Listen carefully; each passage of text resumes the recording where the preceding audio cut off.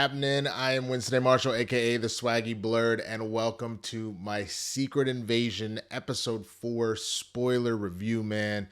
I stayed up late for y'all. You're watching this tomorrow. Well, I guess today, Wednesday, but you're watching it at a regular time, not at 2 in the morning as I'm recording it.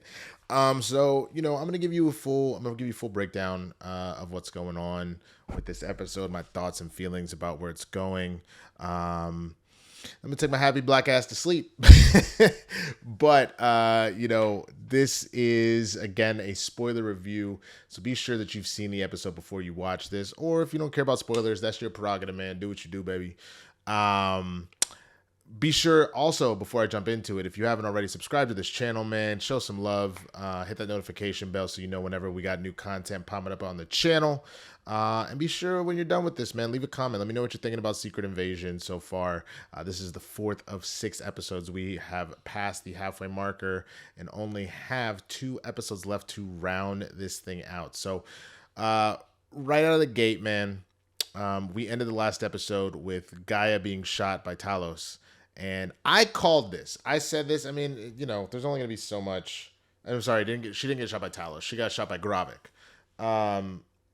I called this pretty early in that, like, it seemed weird to off Emilia Clarke in this, knowing just as far as how big of an announcement of her role. I mean, it could have been much smaller, obviously, but it just felt weird for her to die at this particular point. It felt like her story wasn't quite done yet, and it'd be interesting for Disney, for the MCU, to kind of off her right away, and we find out that she didn't. She ended up before she ran out, she did inject extremis into her DNA. She made herself a super Skrull. Now, she didn't make herself like Gravik did, where she's taken on multiple powers, but she did take on the extremis in order to revive herself. So once Gravik was clear of her, she was able to heal that wound in her heart, pop the bullet out, and just kept on rolling, man. And so, we got to see that another Super Skrull has been born at this particular point, and she's still alive.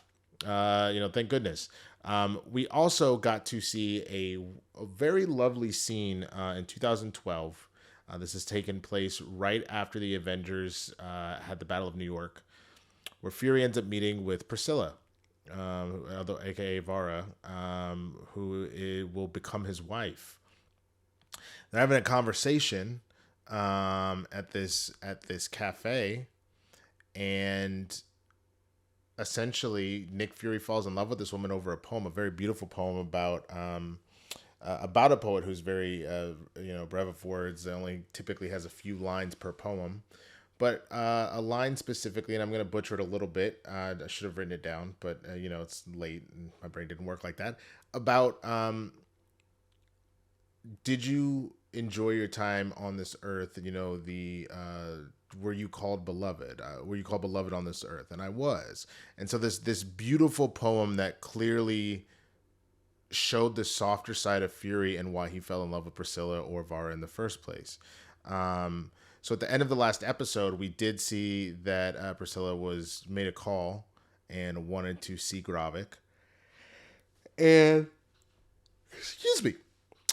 and was denied, but was told to meet at this church, and she would be able to have a meeting with someone. And so you end up seeing that Rhodey shows up, and says the conversation's a little weird, but essentially is like, look, you need to kill Fury. And she's like, well, what if I don't want to do it? He's old. He's gonna die soon anyway.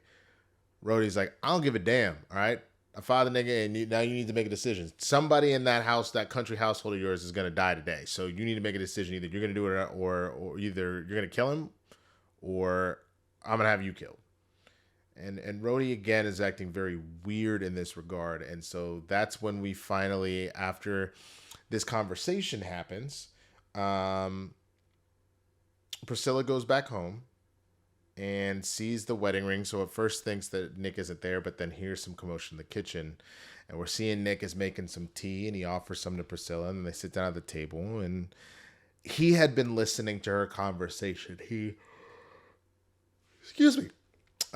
had been eavesdropping on her in the church. and they have another beautiful conversation about the poetry. They say the same poem about where you called beloved, beloved on this earth, and all that good stuff. And they, as they're drinking their tea, and they're like, he asks her, they both put their pistols on the table, and he asks her, how did you decide to be Priscilla? And she said, Priscilla was a doctor. She was a doctor, a professor. She was dying of a disease, and she didn't want people to know congenital heart failure. And so I went to her and I asked, would she want to fall in love and if I could take on her life? And she said, only if you do three things. If you continue to be a daughter to my parents. I'm trying to remember what the second one was. It's not coming to me at this exact moment. But the third one specifically was to never hurt Nick. If she was going to fall in love with someone with her face, to never be the reason for causing pain to Nick, which I thought was a very beautiful promise. And at that one point, they're sitting there and they say their poem, and right at the end of their poem, they both shoot. And you're sitting here like, God, who died? And what you end up seeing is both of them couldn't do it, and they shot next to each other. So, like right here. They were just off from both of them on the wall.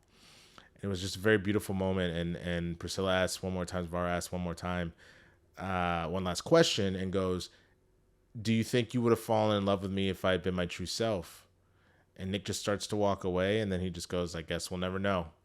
And he bounces. And it's kind of a bittersweet, what feels like ending to their relationship. I don't know if we're going to see her again. But that was definitely their goodbye to each other. And it was a very well acted, very well well done scene. I thought it was a beautiful scene study for anybody that's really that is an actor themselves or that has studied it before. I just thought that they did a very, very good job, and you can see that chemistry and that respect between those two characters, which also felt like there was a lot of respect between the two actors in order to do that, to portray love properly, and not just the oh my god, but like the actual connection, and where you've been with someone and it's supposed to be read that you've been with someone for a long time. So this is a long-lasting relationship. It is a beautiful thing to do, and I was very impressed to see the two of them do that. But we get Rhodey in the shower, or we get a Skrull in the shower, and the Skrull turns out to be Rhodey. They wipe some moisture off the mirror, and they transform into Colonel Rhodes. And now we have our confirmation that this is not our Colonel Rhodes. We don't know where he is. We don't. He's most likely got to be alive in that same warehouse where they're. That's the only thing about doing this late at night for y'all. I must love y'all, man, because I'm hanging on my fumes. The guess is that Rhodey is in that same place that all the other high value targets, or just all the other humans that they're impersonating, are, so that they can access their memories at will. But Rhodey turns the corner, and there is Fury sitting there with some old grandpappy, 23-year-old bourbon, perfectly distilled, and is like, come have a glass with me. And they're talking for a little bit, and Fury's like, hey, there are Skrulls in the government, and I won't tell nobody that there's one really close to the president if you reinstate my job. And that's when Skrull Rhodey gets up and plays the video of Gravik as Nick shooting Maria dead. And Nick is like, that's not me. And it's like, oh, that's going to be your defense on trial? A 6-foot bald black alien did it? Okay. One-eyed alien did it? Which I thought was hilarious. Like, what? I gotta feel like Don Cheadle is having a good-ass time playing the asshole Skrull version of himself. Because Rhodey has always kind of had a little bit of an attitude the way he's played him, but this is definitely a sass that he's got to turn up to 11, because this is somebody, he's a dude playing another dude. Playing a dude, you know what I'm saying? So like there is a certain level of this Skrull has some attitude to him, and that is amplifying all of this up. And so that's the kind of the stalemate is like, all right, you can tell him, but I will gladly turn this and whatever number of copies of this video over, and then that's your ass. You will be, you will be drawn and quartered. So do you, big boy. But you can leave the $5,000 bourbon in my hat, like I'm a hat is, which is fucking ridiculous that there's a bottle of bourbon that costs so much. I'm sure there's plenty of them around the world in similar type situations. But turns out what that bourbon was actually was liquid tracer. So Fury is able to follow Rhodey now that he's ingested. He joked about it having nanobots in it, and it kind of did. It's got a liquid tracer in it. And what he ends up tracing is Rhodey is going to meet the president. Skrull Rhodey is going to meet the president, who's come into London to kind of talk with the prime minister and kind of figure out what's going on here. And Gravik has set up a sting operation with his armies, and he even says it, hey, you need to be loud, you need to be obnoxious, you need to look like the Russians. Like they are very loud when they wage war, as far as like big explosions and just murder. So like go all in and let's really make them think that this is Russia doing this. Because again, his whole point is he's trying to start World War III and kind of let the humans take themselves out, so they don't have to do as much work to do this. You just plant little seeds here and there and watch the humans do the rest. So when President Ritson lands, Rhodey's like, hey, we're going to go in. And he goes, when you talk to the Russians, like, you got to be firm, etc., etc. And the president goes, Rhodey, did you pregame this meeting? Because you smell like a bottle of bourbon. And so then Rhodey's being kind of a dick. He's like, give me a mint, and they get in the caravan. But then he gives the signal to Gravik, and he's like, hey, the Citadel is in the 4th position. And the Citadel, in this case, is the code word for the president. And, of course, Gravik shows up with 2 helicopters, rockets the one with the president, and just starts waging war, man. And then, thank God, Nick and Talos were close by. They show up. They help give some support. They try and get over to get to Ritson. And Nick is kicking ass. That's the one thing I think people forget about Nick Fury. Old man and nah, bro. Nick Fury is that dude. He's not just a super spy. He is a master of all weapons, mainly all firearms, but of all weapons. He's out here, quick rocket over here, pop shot here, pop shot there, like handling his business, because that's what Nick Fury does. And they get over to Ritson. They get some backup from some British soldiers who were in the area, but Ritson is in his bulletproof, vehicle, but it's upside down and on fire. So Talos is like, I'll get him out. Starts hitting the glass over and over and over again, because he's obviously strong enough to do it. It's just going to take some time. And in that process, Gravik sees it, and he tells the soldiers, hey, we got to stop him. They get a pop shot on Talos, and he starts to shapeshift. He starts to turn back into his native form. And I forgot one other major element. I apologize, and then we'll get to the end of this. So Talos does have a moment that he sits down with Gaia after she's healed, and he apologizes for bringing her into this in the first place. And Gaia asks him, so what is your game plan for our people? Because Gravik has a plan. It's kill the humans, give us the planet. What's your plan? He goes, well, you have to remember, we are a people without a planet. We need to show our hearts to our hosts, and then they will accept us. They, if once we stop this, this usurping, we go to the president, hey, we saved your planet, so help a brother out, and then he was like, and then the million of us could live here. And Gaia says 2 things. She first goes, you must be delusional. Like, what is wrong with you? Like, and he was like, you got to live in reality. And then the second thing she says, she goes, you know what? Don't you want to live in your own skin? Because this is what you're going to look like. This is what you're going to be the rest of your life. And he just isn't having. So Gaia goes, you know what? F this, I'm out. And she pieces out, and he's just left there just like Gaia. And the reason why this is important, we don't see her again in the episode, but you can very much tell that like Talos is just kind of at his wit's end here. And so after he gets shot, he does have enough energy to actually bust the glass and get Ritson out of there. But at first, like, the soldiers almost kill him that are defending the president, because they're like, oh my God, he's an alien trying to get the president. Nick Fury keeps being like, no, he's with me. It's all good. Nick gets the president out, gets him over to his car, because he's got one of his supercars like we saw in Winter Soldier. And a British soldier goes to pick up Talos to take him over, but it's obviously Gravik. And as soon as Nick turns around, he goes, put him down now. Gravik goes, meh, and stabs the hell out of Talos. And we got to see this earlier. He was already using his powers. He hit the group power real quick, pulled a sucker in, crushed his face, and he is full Super Skrull, and this dude is a sociopath. And like, it's Holy shit, they need an Avenger like nobody's business. So after Talos gets stabbed by Gravik, Nick cries out and he shoots him a couple times in the face. But again, he's got extremis, man. So he just heals and he's just like deuces. He doesn't bother killing Fury. He's just like, I'm out. Hops on a motorcycle and takes off, man. And that's it. Nick realizes he's got to get the president out of there. But his longtime friend, his friend since, what is that, 92, is gone. And probably his last ally and greatest weapon is gone. And Nick is on his own now. Hopefully, saving the president will give him some sort of thing, but that's it. And I'm tired, but I think this has become my favorite episode of the series. I'm gonna give this episode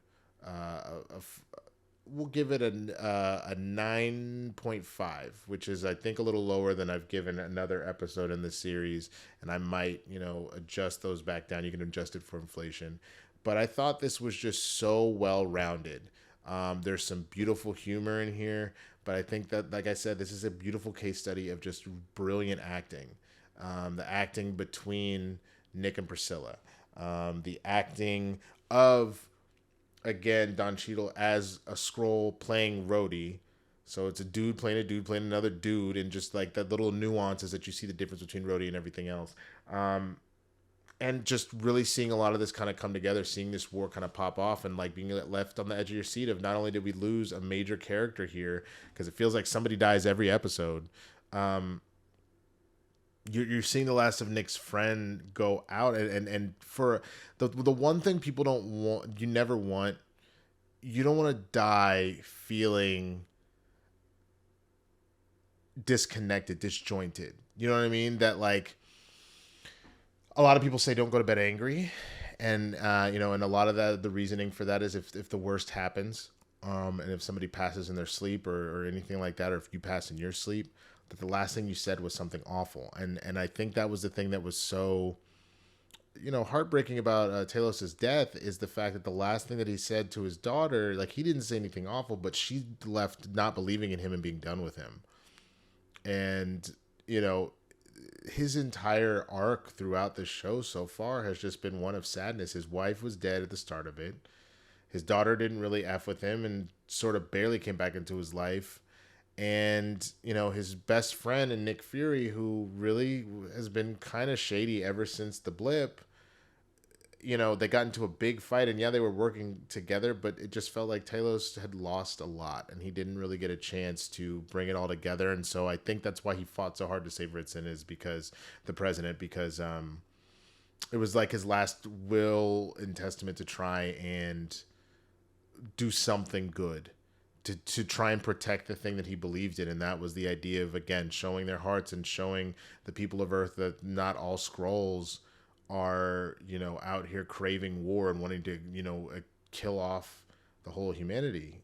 They don't even know that that's what's going on yet. But, humans, we have a tendency not to trust, especially after just seeing Thanos show the F up and the number of weird things that have been on the planet that the Avengers and whatnot have had to stop.